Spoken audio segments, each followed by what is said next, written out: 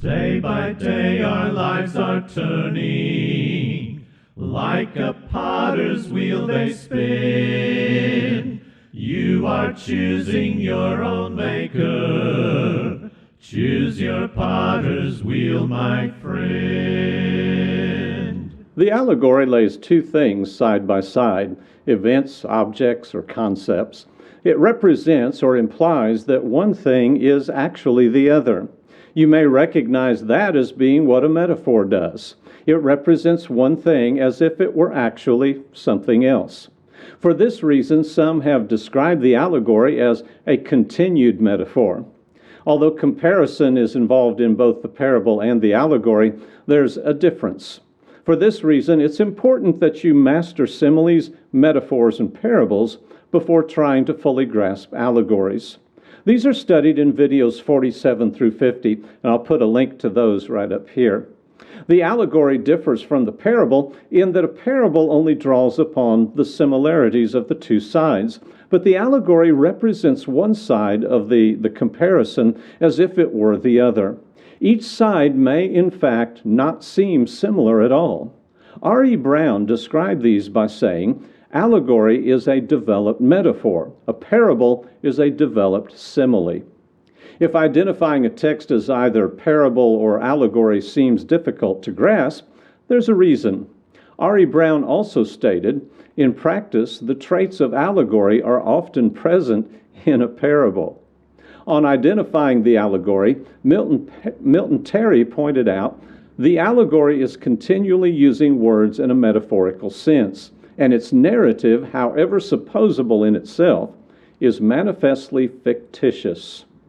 Psalm 80, verses 8 through 16, is a good illustration of an allegory. Notice that what might be taken as a parable in this psalm, that is, the figure of a vine used for comparison, is stated as factually happening.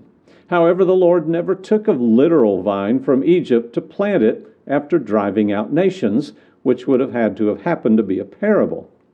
Only one time does the Bible explicitly declare an allegory to be at work. That's in Galatians 4 and verse 24, where Paul places Sarah and Hagar side by side as Jerusalem and Mount Sinai.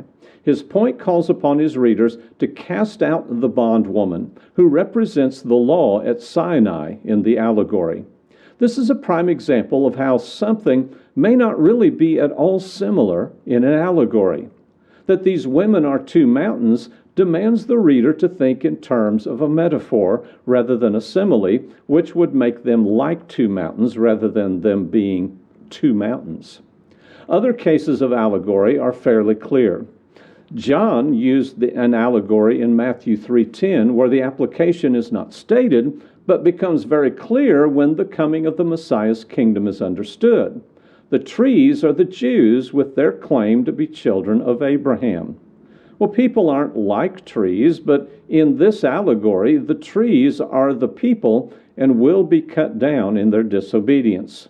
Matthew chapter 12, verses 43 through 45, is more of an allegory than a parable, the condition of Israel being expressed by unclean spirits. That's found in the phrase, this evil generation.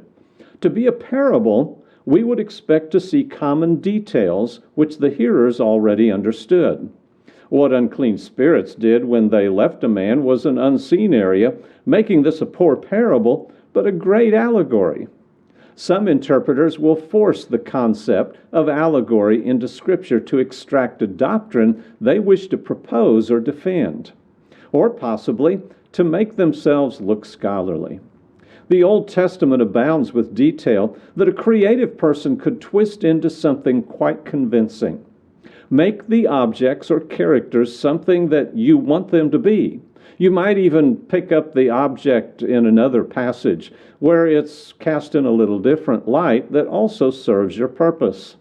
Perhaps the first well-known instance of the Bible where this has been done is the serpent in Genesis. Is a snake just a motif for evil, or is it a snake being used by Satan for his purposes? Paul said there was a serpent there, 2 Corinthians 11 and verse 3.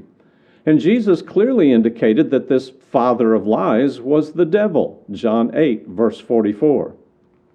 Well, we have to give it up for now. If you want to keep up with these studies, make sure you've subscribed and hit the notifier bell. In our next video, we're going to study the use of proverbs. They aren't always as straightforward as you might think. I hope you'll be back for that study.